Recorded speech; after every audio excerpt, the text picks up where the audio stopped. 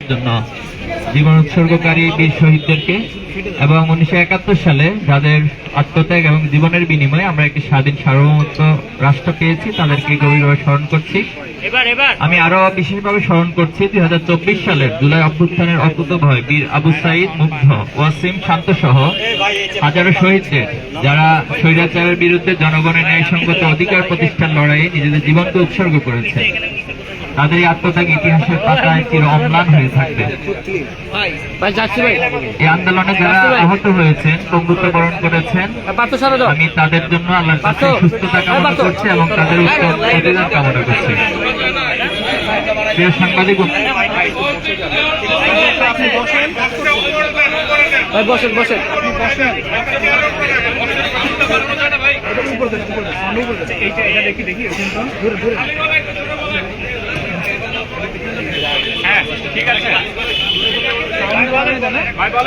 প্রিয় সাংবাদিক বন্ধুগণ, সম্প্রতি ঘটে যাওয়া কিছু অনাকাঙ্ক্ষিত ও গুরুত্বপূর্ণ বিষয় নিয়ে আমরা আপনাদের সামনে উপস্থিত হয়েছি।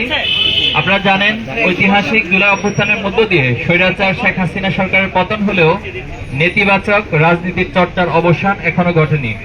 দুঃখজনক হলেও আবারও কিছু ছাত্র সংগঠন সেই ফ্যাসিবাদী ছাত্র রাজনীতির সংস্কৃতির অবতারণা করছে, যা জুলাই গণ অভ্যুত্থানের স্পিরিটের সম্পূর্ণ পরিপন্থী। প্রিয় সাংবাদিক বন্ধুগণ, সহস্রাধিক শহীদের জীবন এবং অগণিত আহত বন্ধুত্ব বরণকারীদের ত্যাগের বিনিময়ে অর্জিত সম্প্রীতি ও একতার বাংলাদেশে মানবিকতা, মূল্যবোধ, নাগরিক অধিকার, সুস্থ সংস্কৃতি, সন্ত্রাসমুক্ত, ন্যায় ইনসাফ ভিত্তিক সমাজ প্রতিষ্ঠা করা সকল নাগরিকের প্রধানতম কর্তব্য। যেখানে ছাত্র রাজনীতির মূল মন্ত্রই হবে একদল সৎ, দক্ষ ও দেশপ্রেমিক নাগরিক তৈরিতে ভূমিকা রাখা। ছাত্র রাজনীতির মাধ্যমে শিক্ষার্থীদের দক্ষতা উন্নয়ন সাধিত হবে এবং দেশ পরিচালনার যোগ্যতা সম্পন্ন হয়ে গড়ে উঠবে। বাংলাদেশ ইসলামী ছাত্র শিবির সেই লক্ষ্যেই কাজ করে যাচ্ছে, যা দেশবাসীর কাছে দৃশ্যমান।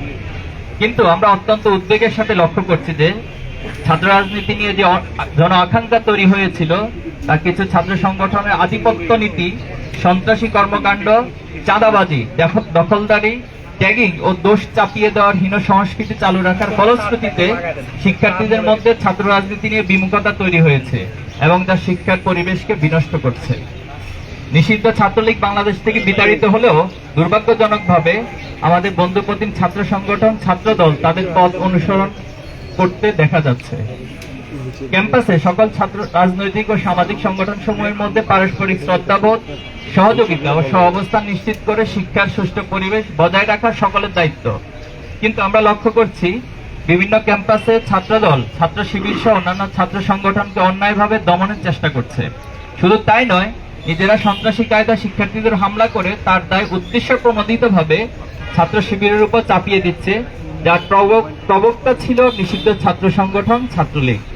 স্বৈরাচারী গণহত্যাকারী শেখ হাসিনা মুক্ত বাংলাদেশে ফ্যাসিবাদের টুলসগুলো কিছু ছাত্র সংগঠন ঘোষণা দিয়ে গ্রহণ করেছে। আপনারা দেখেছেন, তারা ফেসবুকে স্ট্যাটাস দিয়ে শিবির কোপানো জায়েজ, আগেও ছিল এবং ভবিষ্যতেও থাকবে, এমন বিভৎস এবং হীন ঘোষণা দিচ্ছে। আমরা নোয়াখালীতে এমন একজনের বিরুদ্ধে মামলা করেছি। আমরা আশা করব সরকার তাদের বিরুদ্ধে যথাযথ ব্যবস্থা গ্রহণ করবে। শুধু তাই নয়, কুয়েটের ঘটনাকে কেন্দ্র করে ছাত্র শিবিরের সম্পৃক্ততার মিথ্যা বক্তব্য দিয়ে দেশের বিভিন্ন জায়গায় বিক্ষোভ করা হয়েছে। খুলনার শিববাড়িতে তাদের মিছিল থেকে একটা শিবির দর দৈরা দৈরা জবাই কর স্লোগান দেওয়া হয়। এমন ভয়ঙ্কর হিংস্র স্লোগান আমরা ছাত্রলীগের মুখে ইতিপূর্বে শুনেছিলাম।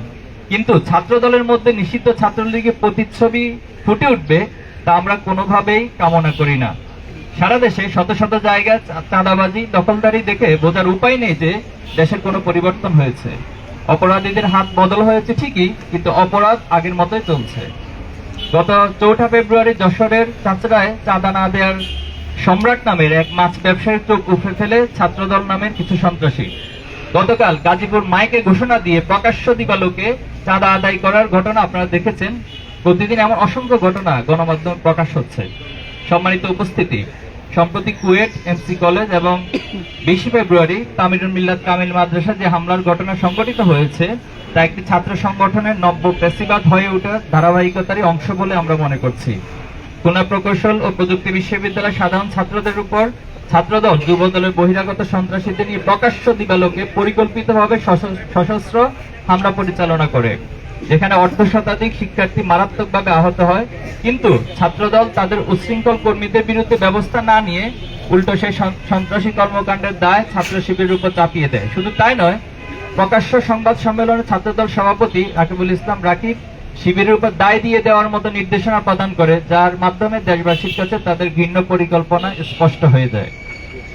একদিকে ছাত্র শিবিরের দায় চাপিয়ে দেওয়ার প্রকৃত ঘটনা আড়াল করতে চেষ্টা করে, অন্যদিকে যুবদল তাদের চিহ্নিত সন্ত্রাসীকে বহিষ্কার করার মাধ্যমে নিজের সাংগঠনিক সংশ্লিষ্টতা প্রমাণ করে। এই ঘটনায় দেশব্যাপী সমালোচনা ঝড় উঠলে তা ধামাচাপা দেওয়ার জন্য সিলেটের এমসি কলেজে আঞ্জুমানে তালামিজে ইসলামীয় কর্মী মিজানুর রহমান রিয়াদের সাথে শিক্ষার্থীদের হাতাহাতির ঘটনায় 2 জন জাহিদুল ইসলাম হৃদয় ও রিয়াদ নামে আহত হওয়ার দায় ছাত্র শিবিরের উপর প্রদান করে। পরবর্তীতে কলেজের অধ্যক্ষের বক্তব্যের মাধ্যমে প্রকৃত ঘটনা প্রকাশ পেলে ছাত্র শিবির যে সেই ঘটনার সাথে জড়িত নয় তা প্রমাণিত হয়। কুয়েটে শিক্ষার্থীদের রক্তের দাগ শুকাতে না শুকাতেই গত 20 ফেব্রুয়ারি টঙ্গীতে তামিলুল মিল্লাত কামিল মাদ্রাসা শিক্ষার্থী এবং ছাত্র শিবিরের ওয়ার্ড সভাপতি ফজলে রাব্বি সিফাতকে হত্যার উদ্দেশ্যে ছাত্রদল সন্ত্রাসীরা কুপিয়ে জখম করে। শুধু তাই নয়, জোরপূর্বক নিজেদের পক্ষে স্বীকারোক্তি নিতে একাধিকবার ছাত্রদল কর্মীরা তাকে নির্যাতন করে।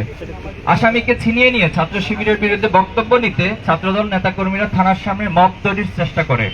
আমরা এই ঘটনার সাথে জড়িত সকলকে গ্রেপ্তার ও দৃষ্টান্তমূলক শাস্তি নিশ্চিত করতে প্রশাসনের কাছে জোর দাবি জানাচ্ছি।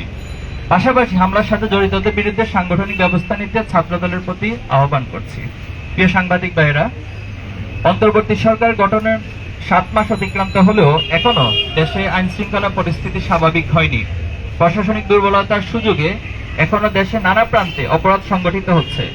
সারা দেশে চাঁদাবাজি, ছিনতাই, ডাকাতি ও ধর্ষণের ঘটনা আশঙ্কাজনক হারে বেড়ে গেছে।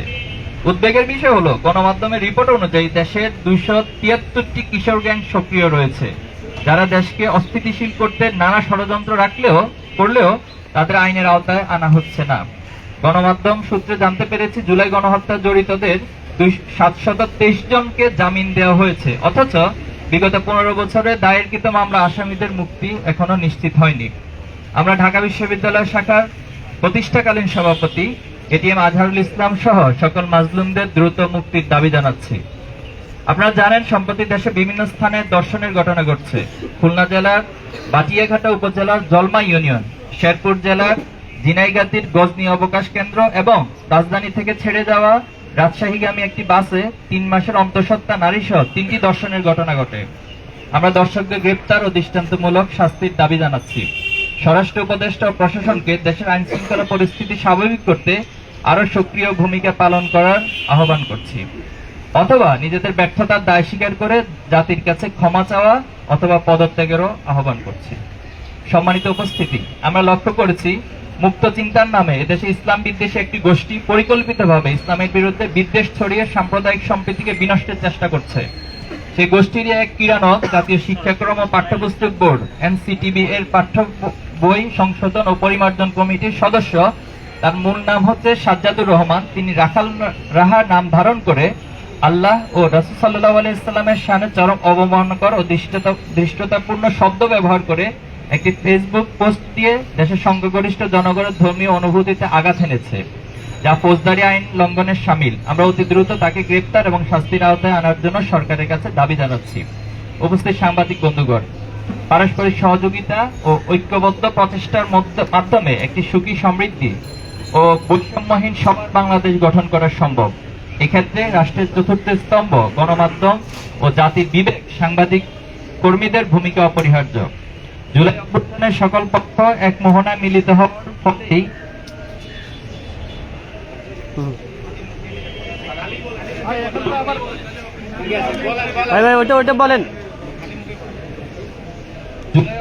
সকল পক্ষ এক মোহনায় মিলিত হওয়ার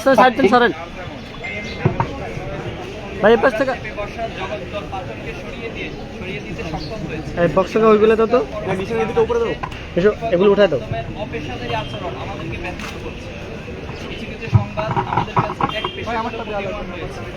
আমরা মনে করি এগুলো মিডিয়ার ভুল নয়, অসাবধানতা ও তথ্য যাচাইয়ের প্রক্রিয়া পুরোপুরি না পারার দরুন এমন গত 1 জানুয়ারি বরগুনা পাথরঘাটায় পূর্ব শত্রুতার জেরে যুবদল কর্মী ছাত্রলীগ সন্ত্রাসীদের হাতে খুন হন স্থানীয় মিডিয়া এবং পাথরঘাটা বিএনপির আহ্বায়ক ওমর ফারুক সেই ঘটনার সাথে ছাত্রলীগ কর্মীকে দায়ী করে। আমরা লক্ষ্য করেছি জাতীয় সংবাদ মাধ্যম সেই ঘটনার তথ্য যাচাই বাছাই না করে ছাত্র শিবিরকে দায়ী করে সংবাদ প্রচার করে।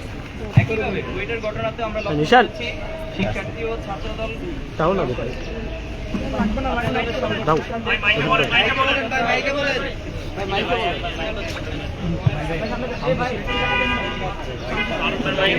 মাইকের সাইড থেকে একটু দাঁড়া এটা দাও দাও দাও নিশান উপরে দাও বিরুদ্ধে অপপ্রচার চালায়।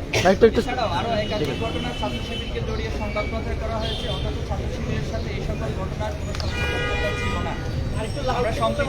আমরা সম্প্রতি ঘটে যাওয়া ক্যাম্পাস হামলার শিকার শিক্ষার্থীদের জন্য ন্যায় বিচার দাবি করছি এবং সংশ্লিষ্ট কর্তৃপক্ষকে আহ্বান জানাচ্ছি যাতে তারা এইসব ন্যাক্কারজনক ঘটনার সাথে জড়িতদের বিরুদ্ধে দ্রুত ও কার্যকর পদক্ষেপ গ্রহণ করে। সরকারকে দ্রুত কার্যকর পদক্ষেপ গ্রহণের দাবি জানাচ্ছি। আমরা জোর দিয়ে বলছি, ধর্মীয় অবমাননা ও সহিংসতা, সাম্প্রদায়িক সহিংসতার জন্য দায়ী ব্যক্তিদের জবাবদিহিতা নিশ্চিত করতে হবে। পরিশেষে ছাত্রদল সহ সকল ছাত্র সংগঠনকে বিভাজন সৃষ্টিকারী ঘোষণা ও সহিংসতা পরিহার করে ছাত্রবান্ধব গঠনমূলক ও কল্যাণমুখী রাজনীতির দিকে আহ্বান জানাচ্ছি। আমরা উপস্থিত সকলকে পবিত্র মাহে রমজানের শুভেচ্ছা জানাচ্ছি। পাশাপাশি মামুন ভাই কৃতজ্ঞতা জানিয়ে আমার বক্তব্য এখানে সবাইকে ধন্যবাদ।